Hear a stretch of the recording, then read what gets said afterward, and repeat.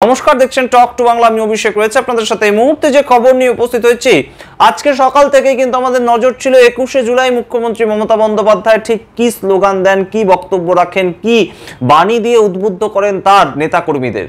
কিন্তু আজকে যেটা দেখলাম আমরা, প্রায় 1 ঘন্টার বেশি দীর্ঘায়িত সময় নিয়ে মুখ্যমন্ত্রী মমতা বন্দ্যোপাধ্যায় তার বক্তব্য রাখলেন। কিন্তু যেটা সবচেয়ে গুরুত্বপূর্ণ, 2026 নিয়ে তিনি যা না চিন্তিত তার থেকে গুরুত্বপূর্ণ বিষয়গুলো নিয়ে কিন্তু অত্যন্ত সুচারুভাবে অ্যাটাক করলেন মুখ্যমন্ত্রী মমতা বন্দ্যোপাধ্যায়। অর্থাৎ এই মুহূর্তে দেশে যে বিষয়গুলো জ্বলন্ত বিষয় এই মুহূর্তে আমরা দেখতে পাচ্ছি, বিহারে এসআইআর জারি করেছে নির্বাচন কমিশন, সেটা একটা পয়েন্ট ছিল। বিভিন্ন জায়গায় যে ডিটেনশন ক্যাম্প করে মানুষকে একদম ডিটেনশন ক্যাম্পে গিয়ে রাখা হচ্ছে বিজেপির যে বিভিন্ন বিজেপি শাসিত রাজ্যগুলো, সেই সমস্ত জায়গায় সেটা একটা পয়েন্ট ছিল। তার পরবর্তীতে ওড়িশায় যে রিসেন্টলি একটা ঘটনা ঘটে গেল, একটি মেয়ে গায়ে আগুন লাগিয়ে মারা গেল, সেইটা একটা পয়েন্ট ছিল। এবং বিভিন্ন পয়েন্টের দ্বারা একদম কিন্তু যে মূল পয়েন্টটা তুলে ধরলেন মুখ্যমন্ত্রী মমতা বন্দ্যোপাধ্যায়। তিনি বললেন যে এই সরকার পরিবর্তন হবে, তার কারণ এই সরকার সংখ্যাগরিষ্ঠতার নিরিখে তৈরি হওয়া সরকার নয়। অর্থাৎ 2024 সালের ভোটের ঠিক পর মুখ্যমন্ত্রী মমতা বন্দ্যোপাধ্যায় যে কথাটা বলেছিলেন, আজকে আরো কনফিডেন্টলি সেই কথাটা বললেন। এবং সেখান থেকেই যে জল্পনাটা উস্কে উঠছে, তাহলে কি এবার একদম বাঙালি প্রধানমন্ত্রী দেখতে চলেছে ভারতবর্ষ, সেই প্রশ্ন কিন্তু এই মুহূর্তে উঠছে। এবং শুধুমাত্র আপনাদেরকে একটা বিতর্ক এবং তার মাধ্যমে একটা কথা উঠে আসছে তেমন হিসাবে এই কথাটা বলছি, বা এই বিতর্কটা তৈরি হয়েছে তেমন নয়। তার কারণ এই মুহূর্তে অত্যন্ত তাৎপর্যপূর্ণ।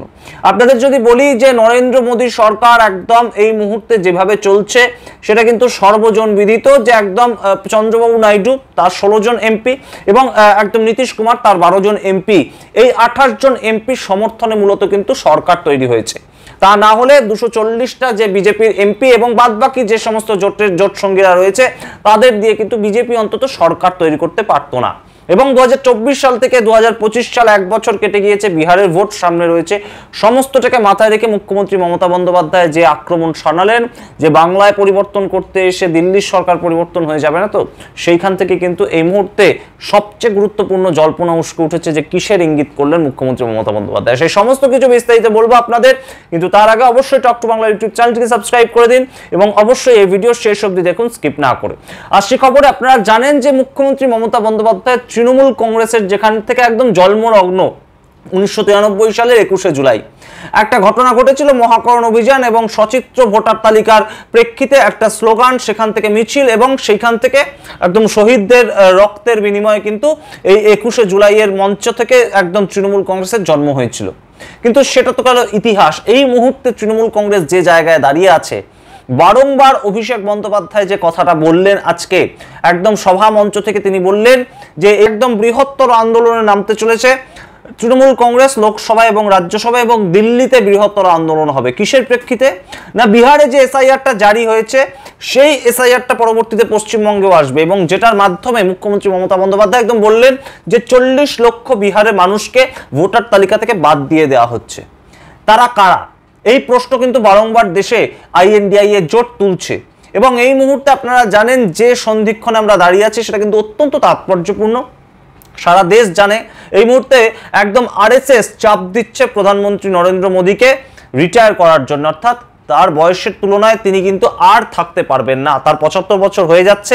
সুতরাং তাকে তার পদ থেকে ইস্তফা দেওয়ার জন্য আরএসএস এবং তার সঙ্গে একদম বিজেপির কিন্তু একটা সংঘাত তৈরি হয়েছে। এবং সেই প্রেক্ষাপটে দাঁড়িয়ে নরেন্দ্র মোদী যদি এই মুহূর্তে রিজাইন করেন, তার পরবর্তীতে যে বিজেপিটাকে ধরে রাখার মতন কেন্দ্রে আর কোনো নেতা নেই, সেটা কিন্তু মোক্ষম জানেন মমতা বন্দ্যোপাধ্যায়। তিনি বহুদিনের রাজনীতিবিদ এবং তার যে পলিটিক্যাল কেরিয়ার, সেই জায়গায় দাঁড়িয়ে তার যে বক্তব্য এই মুহূর্তে, যে বাংলায় পরিবর্তন করতে এসে দিল্লির সরকার পরিবর্তন হয়ে যাবে না তো। প্রাথমিকভাবে যে প্রশ্নটা ওঠে যে দিল্লিতে সরকার পরিবর্তন হবে কি করে? 2024-এ সবে সরকার তৈরি হয়েছে, সেই সরকার তো এখন 5 বছর থাকার কথা। কিন্তু এই মুহূর্তে যে জায়গায় আমরা দাঁড়িয়ে আছি, যে একদম 2025 সালের নভেম্বর মাসে বিহার ভোট, এবং বিহারের ভোটে যদি মুখ্যমন্ত্রী হতে না পারেন নীতিশ কুমার, তিনি কিন্তু তার 12 জন সাংসদের সমর্থনটা তুলে নেবেন। এটা একদম দিনের আলোর মতন স্পষ্ট। এবং একদম বিজেপি কিন্তু এই মুহূর্তে সেটার জন্য কোথাও গিয়ে প্রস্তুত রয়েছে। এবং যে অভিযোগগুলো বারংবার উঠছে যে মহারাষ্ট্রে ভোটে কারচুপি করেছে বিজেপি সরকার, দিল্লিতে ভোটে কারচুপি করেছে বিজেপি সরকার, হরিয়ানায় ভোটে কারচুপি করেছে বিজেপি সরকার, তার পরবর্তীতে এই মুহূর্তে একদম বিহারের মাটিতে সেই একই ঘটনাটা যে বিজেপি ঘটাবে না, তেমনই কিন্তু মনে করছেন রাজনৈতিক পর্যবেক্ষকরা। এবং বিহারে যদি এই মুহূর্তে সঠিকভাবে ভোট হয়, এবং একদম ভোটার তালিকাতেও যদি কোনো কারচুপি না হয়, ভোটার গণনাতেও যদি কোনো কারচুপি না হয়, এবং তার ভিত্তিতে কিন্তু নীতিশ কুমার আর পরবর্তী মুখ্যমন্ত্রী হবেন না। এবং বুঝতেই পারছেন মুখ্যমন্ত্রী মমতা বন্দ্যোপাধ্যায়ের যে অ্যাটাকিং পলিসি, সেটা কিন্তু অত্যন্ত সুচারুভাবে তিনি যে কথাটা বললেন 2019 সালের ভোট থেকেই আমরা দেখছি যে বিভিন্ন সময় আমরা একদম চন্দ্রবাবু নাইডু কিন্তু চলে এসেছিলেন পশ্চিমবঙ্গে। ভোটের রেজাল্ট বেরোনোর আগের দিন আপনাদের মনে থাকবে, তখন চন্দ্রবাবু নাইডু কিন্তু একদম মুখ্যমন্ত্রী মমতা বন্দ্যোপাধ্যায়কে সমর্থন জানিয়েছিলেন। তখনও কিন্তু একটা রব উঠেছিল যে মুখ্যমন্ত্রী মমতা বন্দ্যোপাধ্যায় একদম প্রধানমন্ত্রী হতে চলেছেন, বাঙালি প্রধানমন্ত্রী। এবং সেই জায়গা থেকেই এই মুহূর্তে আবারও একটা সিচুয়েশন কিন্তু তৈরি হয়েছে যেখানে এনডিএ জোট তাদের কিন্তু ক্ষমতা খুব একটা ভালো নয়। এবং চন্দ্রবাবু নাইডু কিংবা নীতিশ কুমার তারা কিন্তু দুজনেই পলিটিক্সটা খুব ভালো বোঝেন। এবং এই মুহূর্তে কোনোভাবে যদি এই দুটো দল এই মুহূর্তে আইএনডিআই এর জোটকে সমর্থন করে দেয়, একদম নরেন্দ্র মোদী রিজাইন করার পর কিংবা নতুন কোনো প্রধানমন্ত্রী তৈরি হওয়ার যে প্রেক্ষাপট তখন, অর্থাৎ প্রধানমন্ত্রী নরেন্দ্র মোদীর সরকার যদি এই মুহূর্তে পড়ে যাওয়ার একটা সম্ভাবনা তৈরি হয়, তাহলে সেই ক্ষেত্রে কিন্তু অবশ্যই আইএনডিআই এর জোট সেটার দিকে একটা হাত বাড়াবে।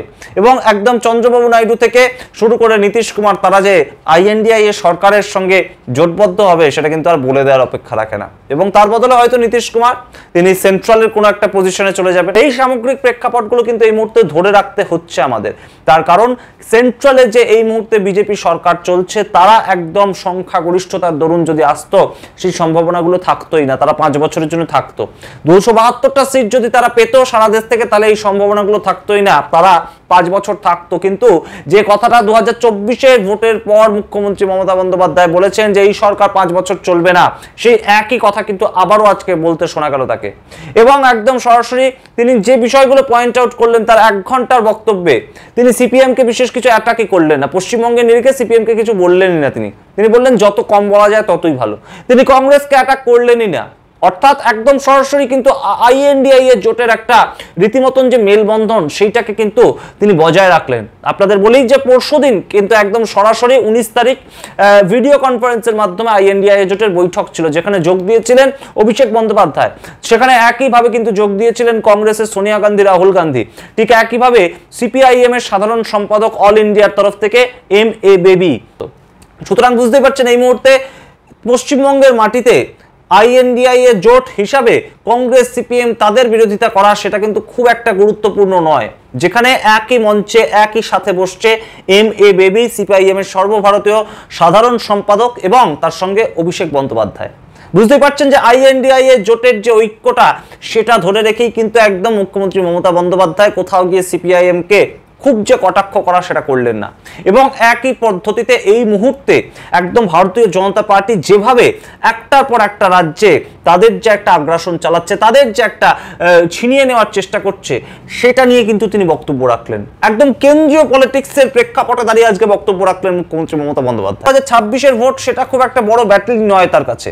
তিনি 2026-এর ভোট জিতছেন, তৃণমূল কংগ্রেস সরকার তৈরি হচ্ছে, সেটা ধরে নিয়েই তৃণমূল কংগ্রেস নেত্রী মুখ্যমন্ত্রী মমতা বন্দ্যোপাধ্যায় বক্তব্য রাখলেন আজকে। এবং যেখান থেকে বারংবার যে ইঙ্গিতটা তিনি করলেন যে প্রধানমন্ত্রী নরেন্দ্র মোদী তিনি যেভাবে দেশ চালাচ্ছেন তাতে কিন্তু এই সরকার ভাঙার দিকেই চলছে। এবং অবশ্য ইঙ্গিত করলেন বিহারের দিকে, যেখানে 40 লক্ষ মানুষকে বাদ দিয়ে দেওয়া হয়েছে বলে অভিযোগ জানালেন তিনি। তিনি ইঙ্গিত করলেন রাজস্থানের দিকে, তিনি ইঙ্গিত করলেন মহারাষ্ট্রের দিকে। অর্থাৎ বুঝতেই পারছেন যে ডবল ইঞ্জিন সরকার কোনোভাবেই যে টিকবে না। ডবল ইঞ্জিন সরকারের যে সমস্ত রাজ্য সেগুলোকে নিয়ে কটাক্ষ করা।